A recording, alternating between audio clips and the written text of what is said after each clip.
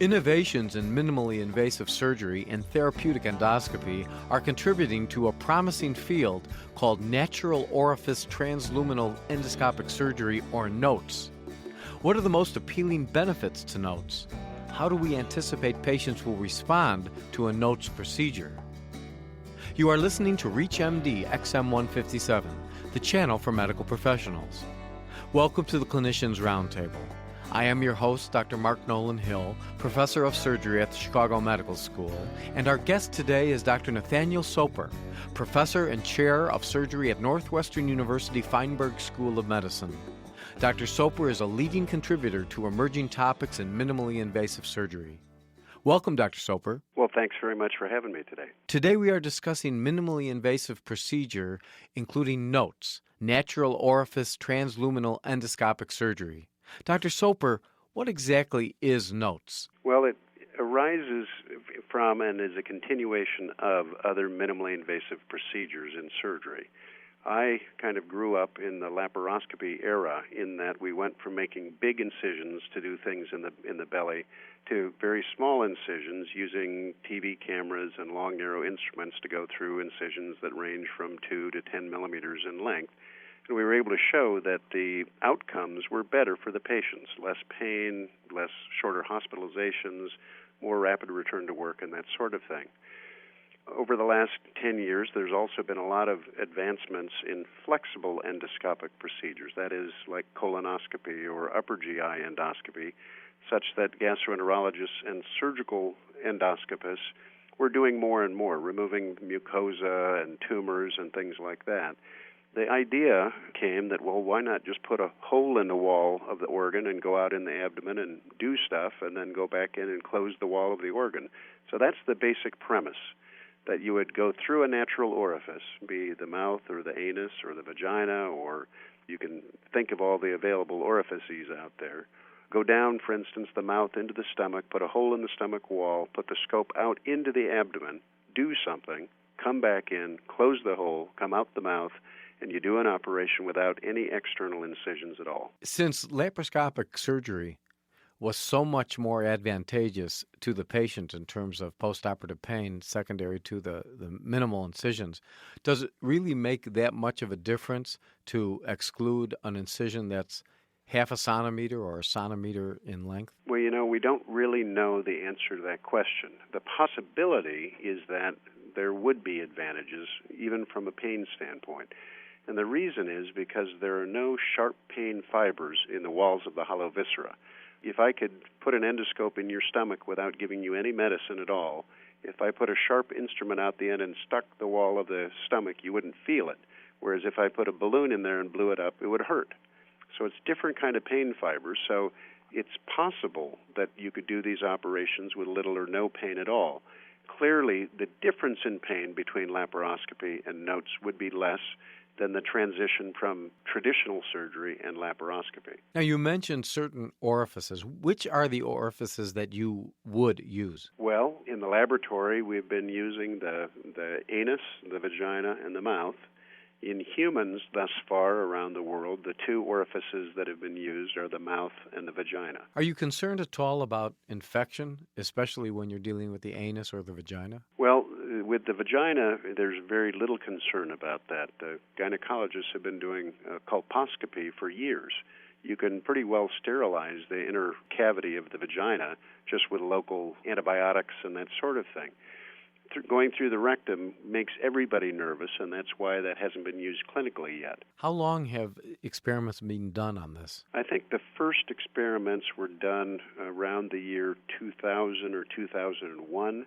The first individual to really publish was Tony Kalu at Johns Hopkins University. And what orifice did he use? The mouth and going out the stomach to do things in the upper abdomen. And how did that go? Well, he did a number of studies in pigs, and in fact, to my knowledge, they've not done any clinical cases at Johns Hopkins to date. So using pigs, he was able to show initially that they could look around and they could do biopsies, and then he did trials doing cholecystectomies and splenectomies.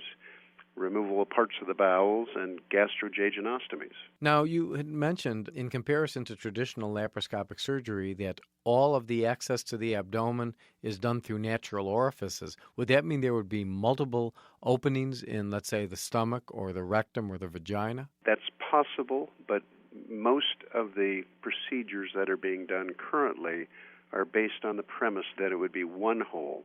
And the challenge then is to come up with the instruments and the platform, if you will, that allows multiple instruments going through a relatively small diameter tube or endoscope. If you have just joined us, you are listening to the Clinicians Roundtable on ReachMD XM157. I am your host, Dr. Mark Nolan Hill, professor of surgery at the Chicago Medical School, and with me today is Dr. Nathaniel Soper, professor and chair of surgery at Northwestern University Feinberg School of Medicine. We're discussing minimally invasive procedures, notes, natural orifice, transluminal, endoscopic surgery.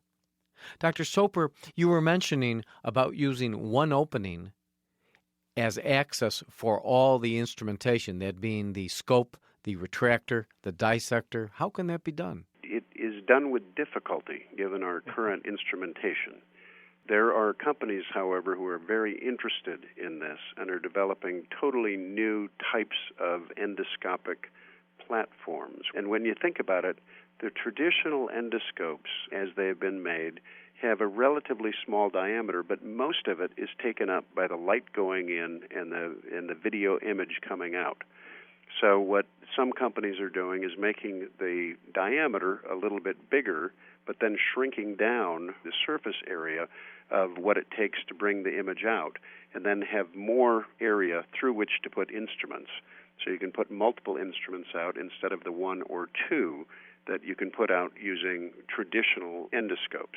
Now, in this type of procedure, what are the real potential benefits? Because those of us who do a lot of laparoscopic gallbladders, we're now sending them home the same day, and they really do quite well, generally speaking. The potential advantages would be less pain, potentially less chance of wound infections or hernias occurring, and then potentially cosmetically, obviously, many patients, I believe, would opt to have no incisions compared to even the small incisions associated with laparoscopy. Are there any significant drawbacks? Oh, absolutely. Depending on what orifice you use and what organ you go out into the abdominal cavity from, the real risk is that the hole that you create in the organ is not closed securely. It could leak and cause major problems or infections. Has that been a problem, at least to this point? Most of the work that's been done in this area around the world has been in animals, just to prove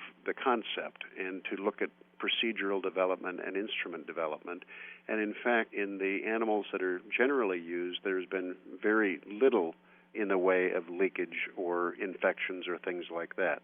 Whether that directly is applicable to humans or not is unclear. The early results in small human trials conducted in the United States and Brazil, Argentina, and now some being done in Europe is that essentially there's been no major problems, but I think we're all being very careful. Now, I remember many years ago when Jeff Ponsky and Mike Gauderer first developed the percutaneous endoscopic gastrostomy technique, there was a real concern that they would have leakage and they would develop peritonitis, and that certainly wasn't the case. I think that this probably parallels that and that it probably will be safe, in your opinion? I think it probably will be. There's a lot of concern that just opening the wall of the stomach will lead to postoperative infections.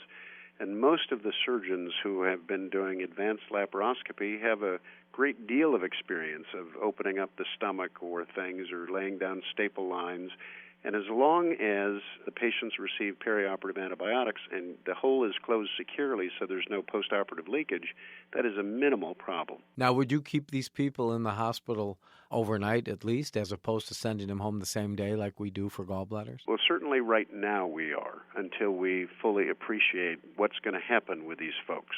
Now, you mentioned about the different equipment. Tell us about that. Well, when you think about it, when we surgeons operate, we usually try to triangulate what we're doing. And that means that your eyes are looking at the target, and the hands come in from both sides, and it gives you the appreciation of three dimensions, even if you're operating off a TV screen. And there's been a great science to exactly where you put the laparoscopic ports when you're doing laparoscopic operations. Now, fast forward to doing an endoscopic procedure. The flexible endoscopes are meant to be pushed along a relatively narrow lumen looking straight ahead, essentially. And they're very flexible. So you can imagine then making a hole in the stomach, going out in the greater abdominal cavity, and all of a sudden it's like you have a piece of spaghetti that you're trying to get, direct somewhere. So the flexibility is an issue. Second of all, you're looking straight out the end of the endoscope, and any instruments that you bring out are coming straight out the end of the instrument. So there's no way to get the triangulation as we normally would have it, and it makes it very difficult to understand where you are exactly in three-dimensional space with those instruments. So many companies now are developing alternatives, and I had mentioned one where a bigger diameter tube to start with, and very much smaller area for optics, so that you can get 3 or even 4 channels to put instruments down in. Other companies are making instruments that are flexible but then can be articulated, so that they can be brought in and then angled back and forth and controlled and twirled in space and that sort of thing, to allow more of the triangulation and that sort of thing to be possible. Now, as we both recall, when laparoscopic surgery was becoming popular, there were a lot of inadvertent injuries because of the lack of appreciation of not having three-dimensional views. Do you think that we will have the same learning curve in this new process? There will be a learning curve of sorts, but the imaging is not that much different than laparoscopy. It's two-dimensional coming off a TV screen, and most of us have learned how to compensate for that if we have a significant volume of laparoscopy in our practice. The techniques we will be using are going to be a little bit different based on the different instruments we're using, and also the images that we get are going to be from slightly different angles and things than what we're accustomed to with laparoscopy. And so we will have to learn how to compensate for those things. And so certainly this requires a lot of training and experience in the animal lab and in other training venues before applying it in humans. I want to thank our guest, Dr. Nathaniel Soper. We have been discussing minimally invasive procedure, NOTES, natural orifice transluminal endoscopic surgery. I'm Dr. Mark Nolan Hill, and you have been listening to the Clinicians Roundtable on ReachMD XM157, the channel for medical professionals. Be sure to visit our website at reachmd.com, now featuring on-demand podcasts of our entire library. For comments and questions, please send your email to xm@reachmd.com, and thank you for listening.